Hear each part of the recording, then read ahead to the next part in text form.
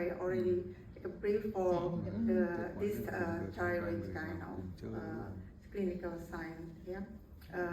And the diagnosis also, I think, for repeat my talk, I think I didn't talk about grave orbitopathy anymore. But usually we use maybe same of all of you. The clinical activity score is very important for us for examine the patient and then getting to the treatment.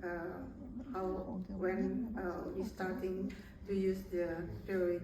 Yeah, in our clinic, I used the UGOGO classification, and then we treated the patient as a UGOGO. Of course, we used oral glucocorticoid first because it is available, and then I think the effectiveness between 50 until 60% for our patient.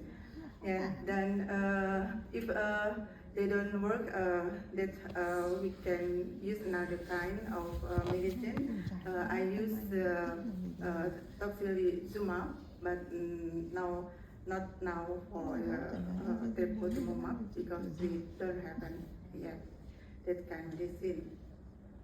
For the decompression, yes, sometimes we should do the decompression for managing the orbital, I mean the thyroid eye disease. I think for me, that's my talk. Thank you very much.